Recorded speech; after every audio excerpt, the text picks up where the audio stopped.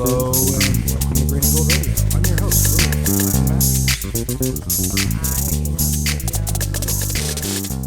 Film department chair, film teacher, EE coordinator, IB art teacher. all of that. Yeah. SCTV. SCTV. A lot of Coordinator, yeah. stuff. A lot of stuff. How you doing? I'm okay. You know, like, Mondays are more Monday-ish than they've ever been now that I have a baby. Yeah. It's just everything that you normally have to do to get yourself psyched up for the week, plus, you know, taking care of another person. Yeah, small human being. Yeah.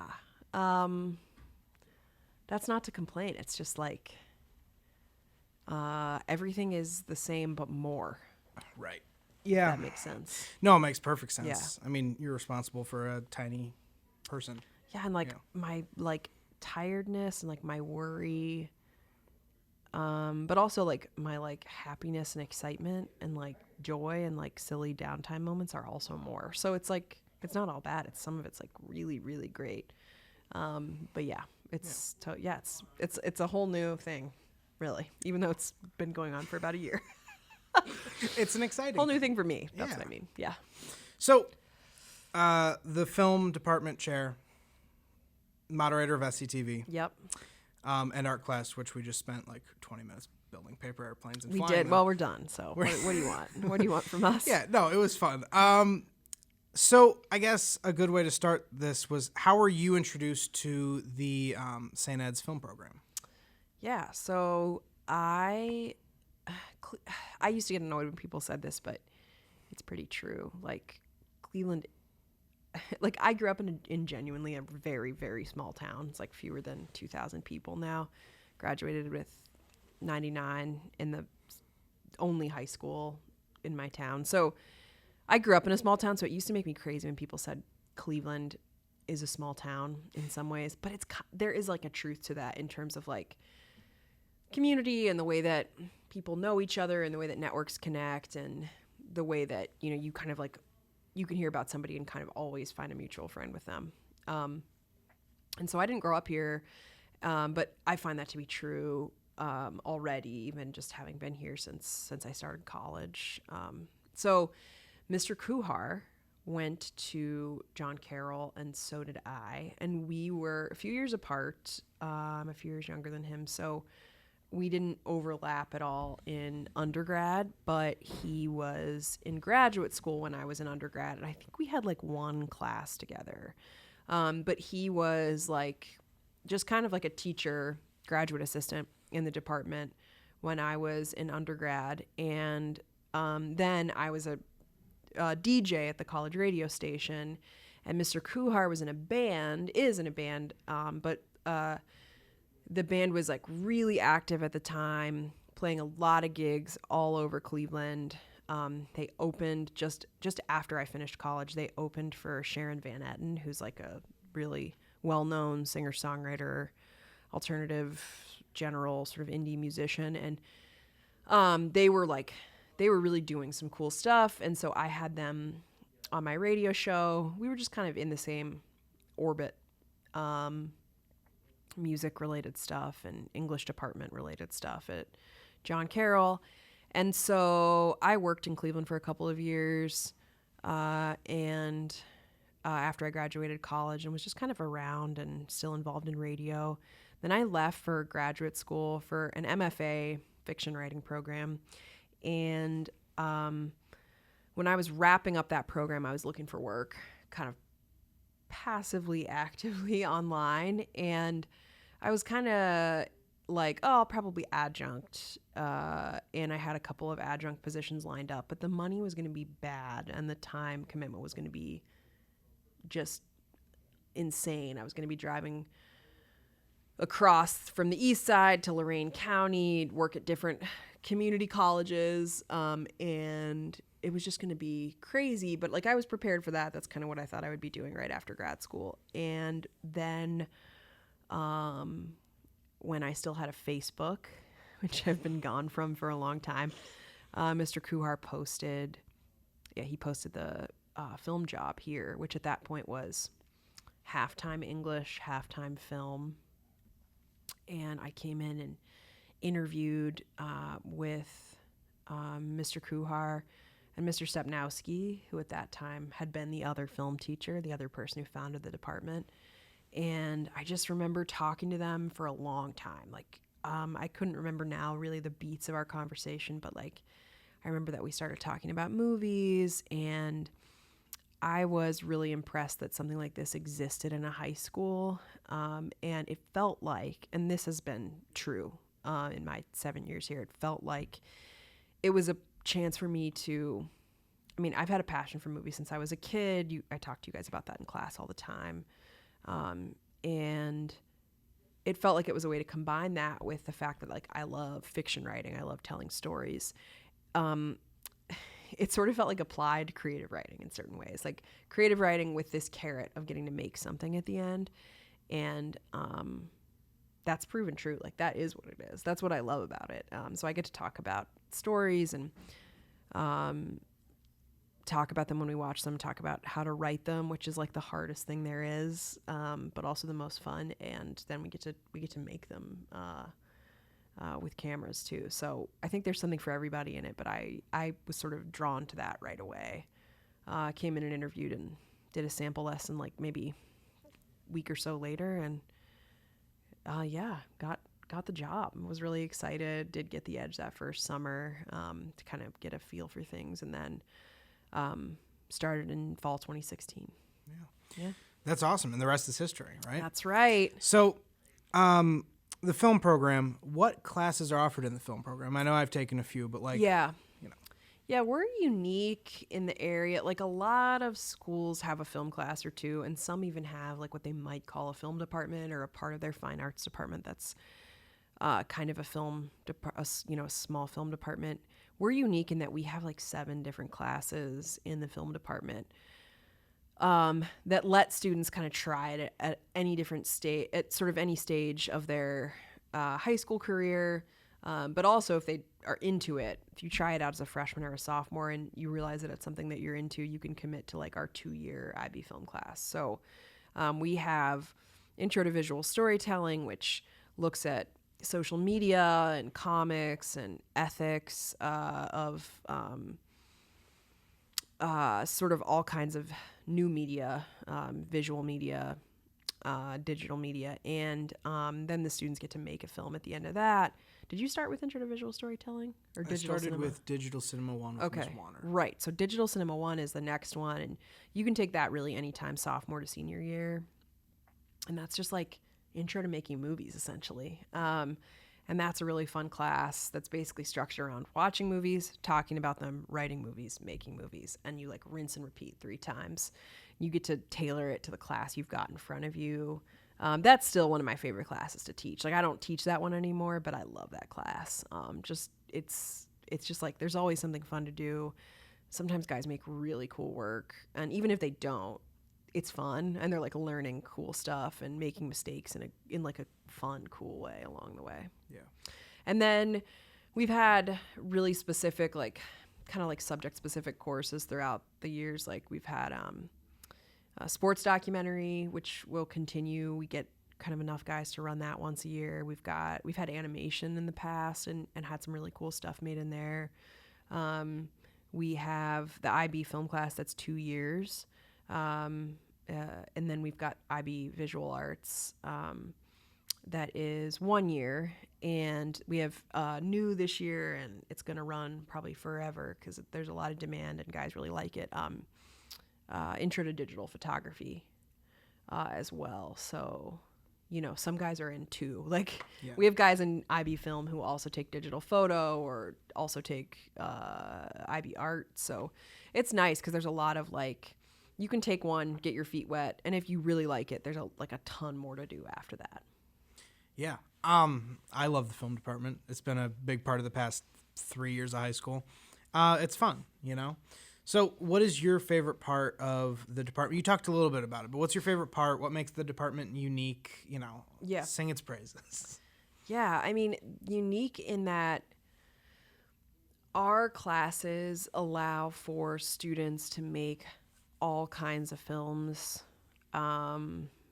theatrical films, documentaries, and then theatrical films of different genres. And really from jump, from freshman year, you can start in a film class and you really get to make something real. Like there's no moment where you're just doing a worksheet or a packet in the film classes. You learn some cinematic device terms at the beginning so that you have a common language with other people, and then you are watching, writing, shooting, editing your own films, and it's necessarily collaborative. So sometimes guys will be like, can I make this by myself? Well, you can do some stuff by yourself in film, but if you want to make a film and you want it to be like of a quality that, like, say your collaborative film project films were in IB senior year, you have to work with other people. It is one of the most rewarding things for me is like seeing how great that work is by the end of senior year, but also like the relationships that you guys form working together. And really, like, that's why we do what we do. Like, I love having guys tell stories. I love having them work together.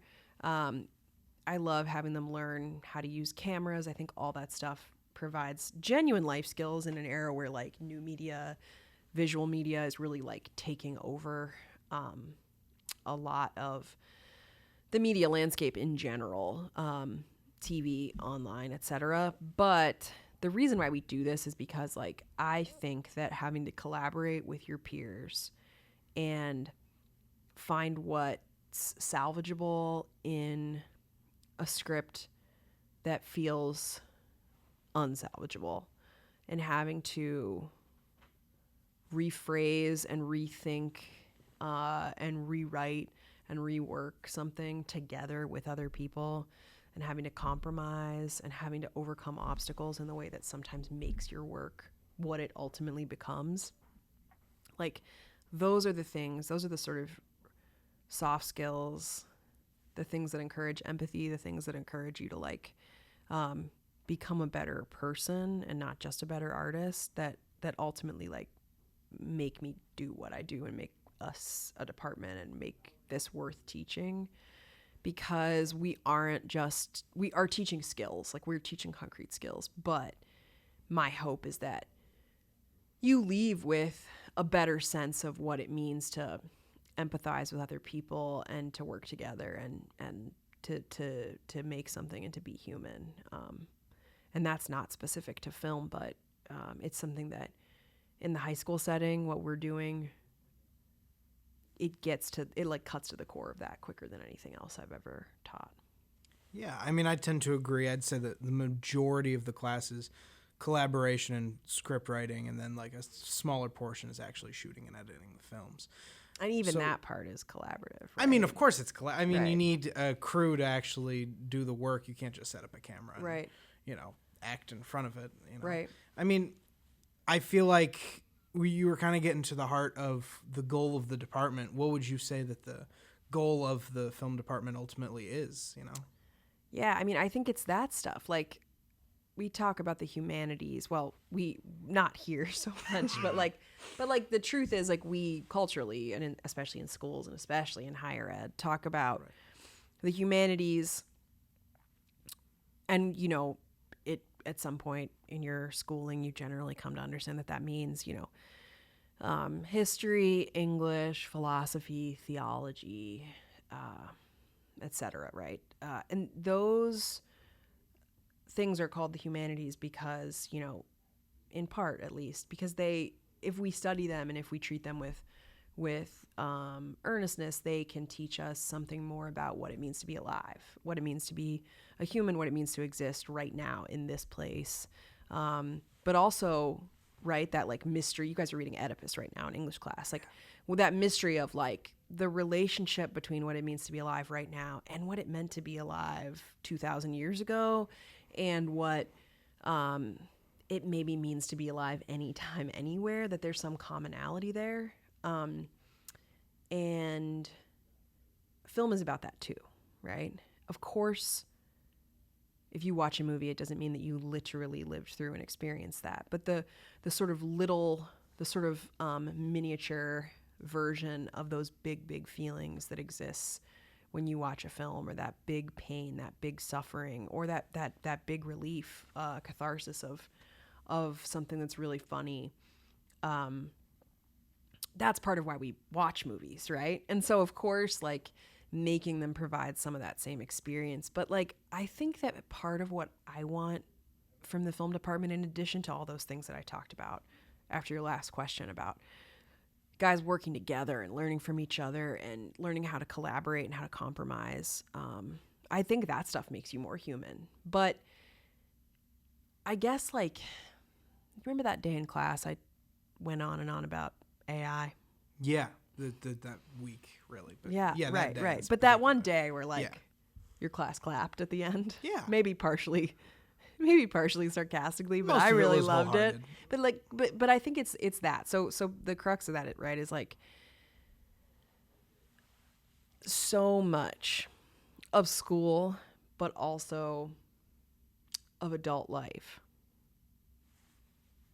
is about productivity and viability and economic sustainability and earning power and bills and resale value, and right, like, these are the terms that will, even if you don't go into a business field, dominate your adult life. And they dominate the movie business too.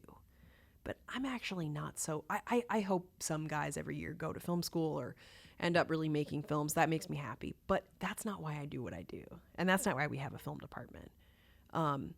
We have a film department kind of for the opposite reason of that, and the opposite reason of those things that will inevitably dominate your adult lives, which is, like,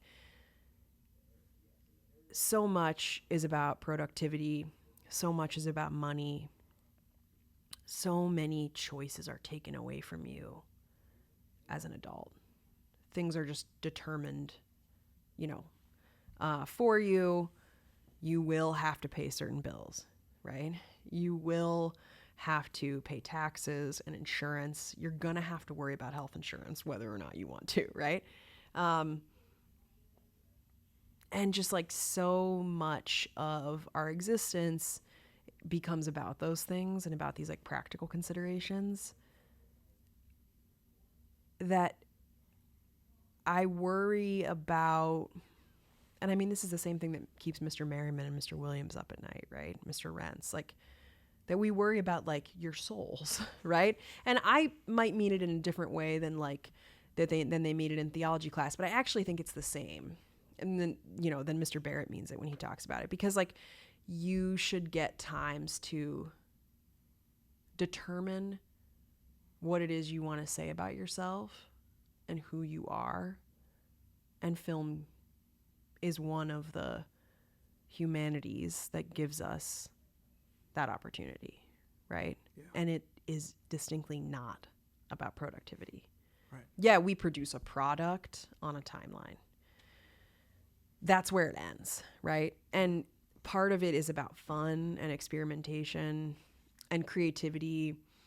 And we get to, in any of those classes that we talked about, from intro to visual storytelling to IB art, any of them, we get to kind of set aside those notions. We don't have to worry about profitability, and we get to make something that is, like, inherently ethical, because it's a question of what you need to say. And that is really rare as a job. You will find when you start looking at jobs and work and what you want to do, so much, when you get into the nitty gritty of it, feels irredeemable. Even if you're not, like, cooking the books somewhere, right? A lot of stuff feels like it's, like, determined by, like, the most sort of ugly, predetermined parts of adult life. And still in my, like, worst, most, just, like, dark night of the soul type days, I wake up and think, like, here I am, and, like, in this, like, as a cog in a machine. But the truth is, teaching, especially teaching film, allows for these, like, really redeeming personal relationships that renew every year. And also stick around. Like I get to keep in touch with former students, and those relationships and that ability to determine this one thing, this the way that we present ourselves, the way that we tell stories, that's like the best part of being alive. And we get to do it all the time here. So even when it feels like a slog, I'm able to remind myself of that. Yeah, that's really profound. So you were talking a little bit about relationships with students, right? Yeah. And how that is really a driving force in what you do, and how the humanities impacts that. Do you have any relationships in recent years that you would say have stood out, and like moments in those relationships where you were able to teach an individual like about this purpose that you've been talking about? Oh, that's a great question. Sometimes this stuff comes up when like something bad happens. Yeah. You know what I mean? Like 100%. I won't name the student. He was and is brilliant. One of the most like probably like we have so many smart guys who take film, and I feel so lucky to just like hear guys' ideas regularly. This guy is so smart. And it's not worth naming him in part because it could be anybody. Right. Because like this happens, right? Yeah. Senior year, I feel both lucky and frustrated at times to teach seniors, because sometimes, and it really starts maybe like the last month of junior year, sometimes guys just forget that we're like all in a relationship here, and they feel really frustrated by the things that are inconveniencing them and stressing them out and taking time. Everybody does it. It's not a senior thing. Right. It just adults do it all the time. It just shows up a lot in seniors. Like it's senioritis, right? But when you're a teacher who like feels like you put a lot of time into these relationships, it can feel really, really exhausting. And I actually don't even remember what the impetus is for this, but it's one of those things like, Mr. Stepnowski reads this reflection from Mother Teresa about like how the sower isn't always granted the chance to see the harvest, right? And like that's like a pretty common like idea in Christianity, and it's sort of that. So I can't even remember what the impetus was. This one day, this kid said something maybe flippant to another student in class, and I felt really frustrated by it. And as you've probably seen me do before, Will, I was like, you need to step out for a minute, because I don't like it to turn into a show or a back and forth, and I don't ever want to like really embarrass somebody in front of other people. But usually that means that I like step out, and you've never been put out, Will, but it usually just means that I take a breath and then I step out and have like just a conversation with the student. Yeah. So I did that this particular day. This guy is brilliant, and I think he was a little shocked and frustrated to be out in the hallway, and it was only a matter of minutes, but I stepped out and had a talk with him and said like whatever flippant thing or unkind thing he had said to a peer, he knew, and I just said like the only thing that matters is that you're nice to other people.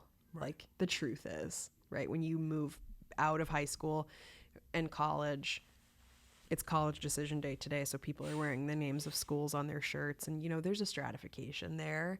And I said a similar thing in class this year, like it actually doesn't matter where you go to college, right? Like that's the secret that like college admissions people don't want you to know. It's that it truly, like, you want to go to a place that feels right and like feels like a nice fit personality wise, but like the social class stuff and the stratification stuff, in the end, it doesn't really make that big of a difference. Right. But it does matter that you form relationships, and that you be kind, and that you treat other people with respect and dignity, no matter who they are. Like that's the stuff that will make your life rich, no matter where you live and who you associate with.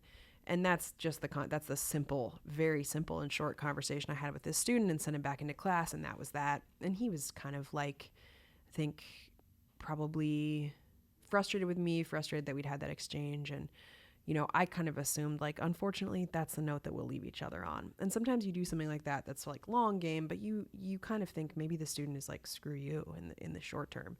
But Mr. Merriman and I talk frequently at moments like this in senior year, and he came to me the end of that year and said that the student had written his his like final reflection for theology about that moment and about how it had been eye-opening for him because he'd been trying to impress people with his intelligence, which he actually didn't, he didn't know at the time. He didn't really need to do that because everyone knew he was brilliant. You know what I mean? You could tell in a conversation with him or reading his writing, like he was fine. Like he was great. But that he'd been like kind of working hard at showing that to other people and had kind of forgotten that like really what was important was like how he treated other people, because that's, the thing that people will remember. So it's moments like that, I think, like 99% of the time, 99.99999% of the time, when I have those moments, there's nothing rewarding about it. Right? Like in the moment. You just have to really hope that somebody will like remember that essentially at some point in the distant future, maybe, and that'll help. And then the other thing is like, I look out at my students every day and I'm reminded by the way you guys treat each other when you show each other respect and kindness and grace that I should be doing that too. So like I have days where I fall way short of that, and like there are days where I look out into the classroom and see you inviting somebody in essentially to a creative thing, or being like a generous group member, or I see Sam Clemente seeing somebody who doesn't have a partner and, asking them if they want to be in his group, or I see Zach Bell, like just like being kind and like brotherly and like genuinely like affectionate and like this like just like warm way toward his peers, laughing at what students are laughing at and like venting, like listening to students vent. Like I see kids doing that stuff to each other all the time. So students also remind me to like of the same thing in their own way every day. So yeah, I think like those are the moments that kind of, I think, illustrate the like that those relationships are for sure the most redeeming part. Yeah. So yeah, that was really profound. Thanks, man. Yeah, there's just no words that I can come up with that would be an adequate response to that. I'm sure. But like, okay, so outside of just the film classes here, you moderate SCTV, which I've been involved with for like 3 years now. Yeah. So I've heard you and Mr. Wallenhorst talk about it in passing a lot, about this isn't what we intended for SCTV, or this is what we intended for SCTV. How did SCTV come about? Like, Well, what's the backstory? yeah. What's the lore here? I'll call out Mr. Wallenhorst and say I didn't intend for SCTV to be anything. Not that I didn't want to do it, but like I was, I don't know, in my third or fourth year, fourth maybe. And Mr. Wallenhorst called me in for a meeting over the summer, which to a teacher is a real act of violence. So, and he was also new. So I was like, who is this guy? Other than like, I obviously recognized his last name. I'd worked with his dad. But I was like, okay, this guy is, I hope he hears this. I was like, this guy is making me come in over the summer for this meeting. I already do, video work for the school. I already teach, 4 preps a semester, 6 preps a year, just like a crazy amount of different classes because we're such a small department. I was like, come on. And he was like, we don't want to have as many announcements in the morning. At that point, I don't know, what year were you when SCTV started, or was it, did it exist when you were a freshman? Existed when I was here. Okay. It was back when we actually used to listen to it avidly. Every advisory listened to it. We watched it for 12 minutes or however long the episode aired. Because we were forced to be together. It was like COVID times. No. It was Freshman the year before that. Oh, freshman year was back when SCTV was the reason for advisory. Oh. You would come in, you'd watch it for 15 minutes, and then you could leave if you wanted to. Yeah. All you had to do was watch that or whatever activity was going on at advisory that day. Brian Cundiff was the anchor, I think. I remember it was Laser Focus Fantasy. That's okay. That Brian the Nick Cundiff was Zangus the Food anchor. Review, Yeah, senior anchored it alone. Teacher Spotlight. Okay, yeah. With Cole. Yeah. Yeah. Okay. And that was the structure. It was Right. 1920 was the year. Okay. Yeah. So, yeah, that was the first year, and it was basically Was like that the first year? Yeah, I think so. Sorry. So Mr. Wallenhorst had been like, the morning announcements had ballooned in length. Right. They were like, they're getting longer again, Yeah. but they were like really long.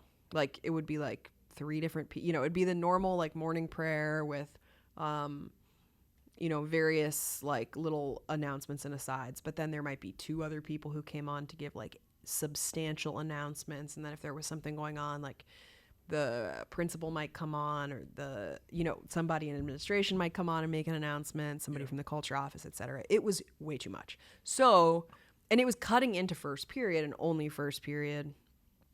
So they wanted to change that. They wanted to bring back SETV because SETV existed for a long time at St. Ed's before me. And Mr. Couhard had a version of it for a few years, but then when the schedule changed, there was really no place for it to live. So it stopped temporarily, for what ended up being the space of only a couple years at that point. But our own Mr. McKenna, president of St. Edward High School, was involved in SETV when he was a student here. Heavily involved, I think. So a lot of people who work here who went to St. Ed's were involved with or can tell you about SETV from their own time period. And it used to be every day and was on a closed circuit TV channel here at school. But it was also a class back then. That's how like the journalism class at my high school worked. The like video one. So this version in being housed in the film department is kind of not that, right? Like it's much more a space for like news and announcements. And then pretty quickly, I think that was like basically the impetus for it, was just news and announcements, so that the morning announcements didn't have to be super long. And then pretty quickly, like because it was housed through the film department, it became a place for like guys to basically show up, make videos, etc. So that's kind of how it became what it is. And then like I think that first year people saw it, and students just started, like they got their own ideas for what they would do if they got the chance, and then they got the chance in some cases and ran with it. That's really cool.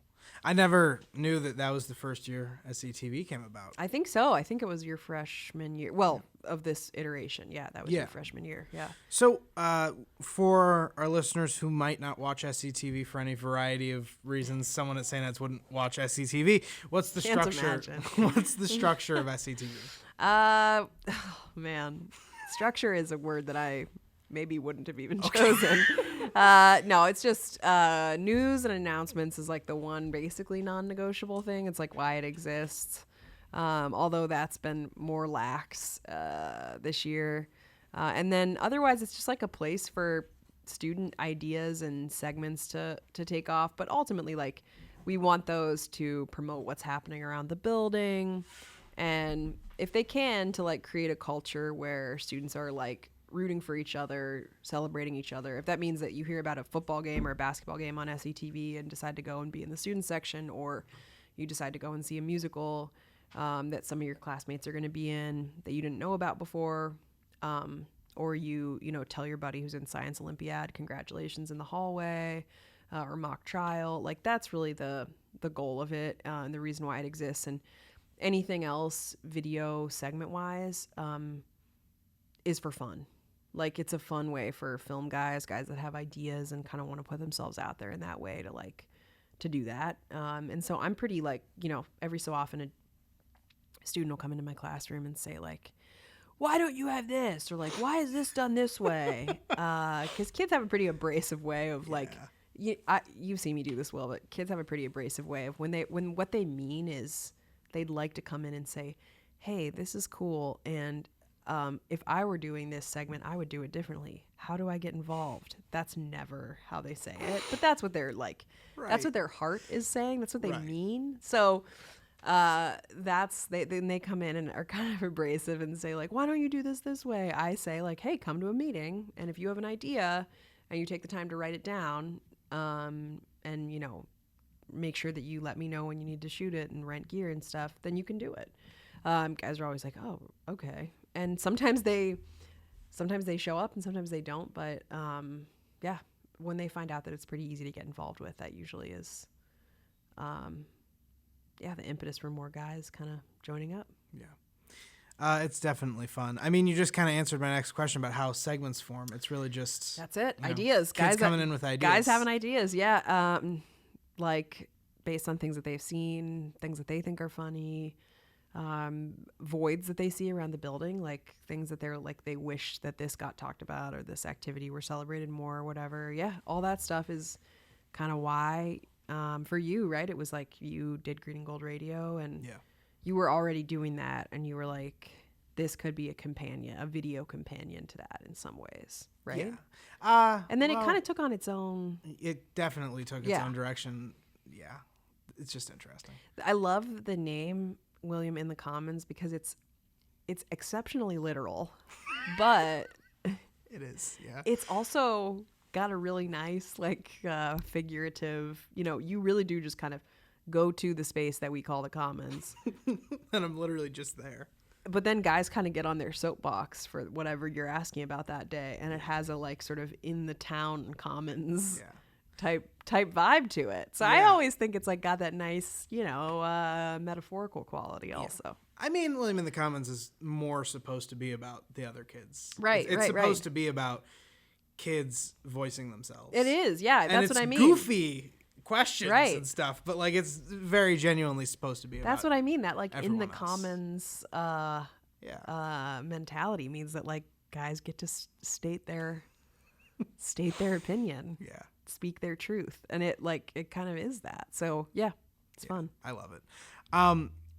Okay, so what's the wildest idea that's been brought to you for SCTV that you maybe have or have not Oh, that's funny. actually given the green light to? What's the wildest, most out there idea? Well, Jael has always said that he wanted to have a segment called Jael's Room, which had a set that was supposed to look like Jael's bedroom or something, or a room in Jael's house. But it was just Jael. But like, that's the funny part. Like guys having ideas that are pretty half formed, but that they are really passionate about and talk about a lot. So we've talked about Jael's room a lot, and I'm not really sure what he would be talking about on it. I think it would be like interviews, maybe. But His room? yeah, I love Giles for those ideas. yeah, that's one. Or two of your colleagues who had a short-lived segment, which resulted in them wearing ski masks outside the building briefly. That was one of the never aired, never to be aired, Forgot about that. never will be aired, lost That in the footage archives. Is that footage still on the film store? No, I believe that I formatted that card after consulting with my my bosses. Oh, God. To be fair, I forgot about it was more me concerned for their safety. 100%. But yeah, like it didn't get to the point of unsafety, but it Yeah. was it was SCHS whips. towing that line. So yeah. Stuff like that. I think that's like, I have to make sure that everybody's like safe and doing things that are like, Okay. yeah, like kind of with that kindness and collaboration and relationship sort of mentality that we talked about earlier. Yeah. So we talked a little bit about like the quote unquote structure of SCTV. I know what it means to students. It's like that thing that they have to watch weekly in advisory. What does SCTV really mean to the faculty? Why did Mr. Wallenhorst bring it back? Like what I don't know. What does it mean to you guys? Well, like some days I'm like, oh, this is a lot of work. I don't edit most of the segments, but I just put them all together. But even that, you know how much work it is. It's time consuming for you to edit your segment, shoot it. And That's just 2 minutes. coordinate with guys. Exactly. So some days it's a lot of work and I feel like, oh, is this really worth it? Is anybody watching it? Whatever. And then it's always those times that like Mr. Eddie comes to me and he's like, William in the Commons this week. Or Mr. Buccini knocks on my door and goes, Charlie Cudnick music review is so good. And he really good. talks about the album that Charlie talked about and how it's one of his favorites. Or Mr. McKenna will come up in the hallway and joke about something that somebody said on SCTV. So like I always feel like really like, oh, that's so nice that people are like enjoying it in the same way, that we hope they do. You know what I mean? And like I think that teachers just like to watch you guys like having fun too, right? Like that's part of why we do what we do. I think sometimes that gets lost in like the whole like homework, grade, test, semester thing. And so, yeah, it's that, I think. I think like the teachers in the building are just like, wow, it's just nice to see the guys like having a blast, For sure. If you were to give any advice to someone who wanted to start a segment but maybe didn't, have the attitude of like wanting to talk to someone and actually get the ball rolling, what would you say to them? I'd say like follow Adam Dempsey. Like be like a guy like Adam who, if you're like not sure if you want to be involved or if you are like you're not sure if you have an idea or whatever, like Adam comes to SETV meetings and he offers to help and then he helps, and it's so nice because he's not like, we need people to be in segments, but more often than not we need people to hold a boom mic, focus a camera, I'm very lucky record. to have the crew that I do right, that shows right, up right. every day, or day in, day edit. out. You know what I mean? Like you edit your own segment, but like a guy like Matt Quinn makes the Benzangus food review every week. Yeah. By shooting it, by kind of like figuring out some of the major production ideas, by editing it. So like Adam's a guy who came to me this year and he was like, hey, I want to be involved. Or maybe it was last year. He came to me maybe end of last year and was like, hey, I want to be involved. I'm willing to just like edit the news desk, which is like such a cool offer to do the thing that is pretty thankless, but like important. Yeah. It's like how the thing happens and really why it exists. So, yeah, I think like coming to a meeting, and like offering to like, hold a boom mic for a segment for a couple weeks and see if you like it, see if you like being around the other guys, and just like kind of being a part of a team in that way, which a lot of guys at this school I think understand pretty intimately, like what it means to be on a team, even if you're not the quarterback, you know what I mean? Yeah. Like to kind of figure out what your job is, what your role is going to be, and to show up and do it and kind of have that camaraderie. It's the same sort of thing with SETV, I think. Yeah. I'm going to sing Charlie Cudnick's praises for a second. Totally. He has just killed it his freshman year. He's come in, made his own segment, an original idea. It's just, it's really cool. It's really cool to see that from a guy that you don't often see that happen. For sure. School, well, and the thing that I like about it is like he comes at it from totally his own angle. Like he took the freshman film elective, but Charlie's angle is that like he loves music and he loves writing about music. And the reviews that he writes for those albums are like publishable print reviews. They're really well written. Ready to go. You can read them in the Edsman. For folks listening, like he is just doing a really great job of like writing it, and you can tell it's something that he really enjoys. So it's kind of that, I think, like show up, be a part of it. Charlie did that before he started the album review. And then he took the thing that he's really good at and really passionate about, and he just did that thing. And I think, that's just a really good way to live your life. Yeah. Show up and offer to help. And then when you feel like you've got something to bring it. Like, I think that's it. Yeah. Okay. So to kind of finish off on a fun note, what is your favorite movie as a film teacher, as a quote unquote expert in this kind of stuff? Favorite movie, film, oh man, TV show, Oh yeah. Okay. So you can do a few if you can't narrow it down. Yeah, it's tough. I'm going to start with the documentary, and you know it because you watched it with me, but Grizzly Man. It's a good documentary.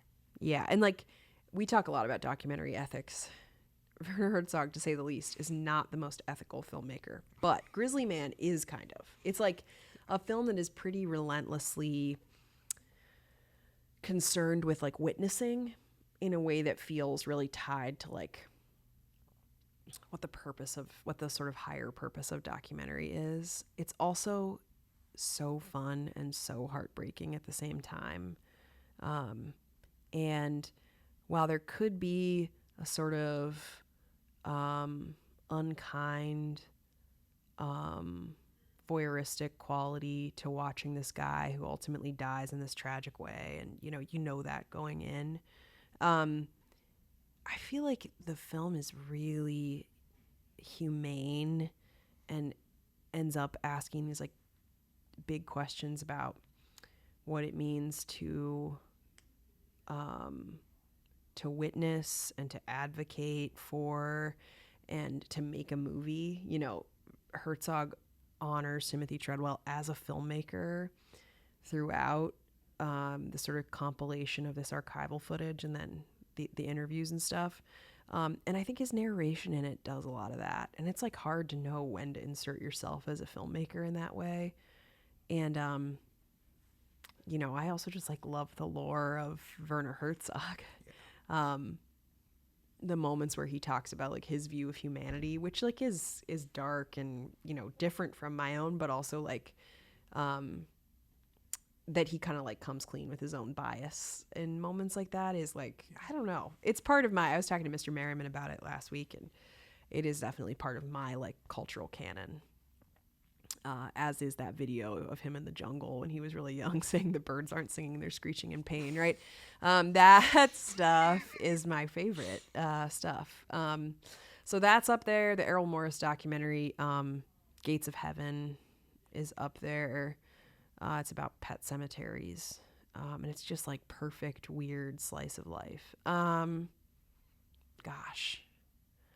90s Little Women is like an important part of my personal favorite bunch of movies. Fargo, the movie, although I mean the TV series is great, but the movie, let me think. There's probably a couple more that I could name, but yeah, I think. Oh, the Sofia Coppola Marie Antoinette, which I'll probably never show in class because students would just hate it, I think. But I love that movie, and I think it didn't get its due at the time and is now. Yeah, there's the Noah Baumbach movie, Francis Ha, Moonlight, which I show to you guys every year. Really good movie. Yeah, those are some of my favorites.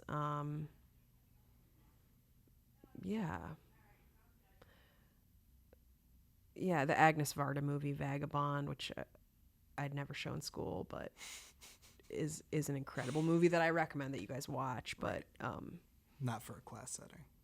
Yeah, well, like not for like just a really sad, dark, but beautiful French New Wave movie. Yeah, and maybe not for a class setting, just because you know what it's like when there are certain movies that would be so profoundly hated by just a couple of kids that it's like oh, it wouldn't be fun for anybody. But we watch a lot of that stuff in school too. You guys saw Grizzly Man, you saw Moonlight. That batch of movies that we did for the textual analysis junior year was, I don't know, they were really good. What were yours? Stalker, the Tarkovsky Stalker, movie, excellent. Something with a vampire near an oil rig, and A Girl Walks Home Alone at Night. I love that. That's what I did my thing on. I loved the cinematography. Yeah. And then Boy, yes, that was Taika the last Waititi. one. Those were three movies that were like kind of movies that I've never seen anything like them before. Like that was an intro to like genuine cinema instead of just like, this is Iron Man, he does that, like, you know what I mean? That was like I guess my actual intro into like genuine like watching of cinema, besides like digital cinema one with like we watched Parasite, and that was cool. That was pretty much it. That was such a good movie, right? But I love little movies. Like, I know I named some big ones when I was naming some of my favorites, but like a student today was like, how does A24 pick the movies that they make? And I was like, well, they're kind of filling a void that like nobody was filling for a little while. where like they're just there are no reboots and no sequels and no big franchise pictures. You know what I mean? And so yeah, I think like it's part of my job, not necessarily to show you like the most far out stuff. We could go a lot more far out than we do in terms of what we watch, but to show you stuff that maybe you aren't watching already on your own is always my goal. So when kids come in and they're like, can we watch Batman? I'm like, it's not that Batman is bad. Like, I really enjoy the Christopher Nolan Batman movies when I was your age, especially when I was your age. But like, so deep in the mainstream, you've just seen it, like, right? Yeah. Like, I just think it's my job to show you stuff that you haven't seen, and maybe stuff like now that I know that you're into that, like, why don't we watch some neo noir? Like, knowing that you know that stuff can kind of be indicative of what you might be into. So yeah, I love movies. Like that's like the baseline for all of it, right? Yeah. Awesome. Well, thank you so much for coming on. Thank you for making time. Happy to do it. Awesome. Yeah. All right. Thanks, Will. Of course. This has been Green and Gold Radio. I'm your host, William Plavin Masters. And I am Lydia Munnell, film teacher. And we will see you next week.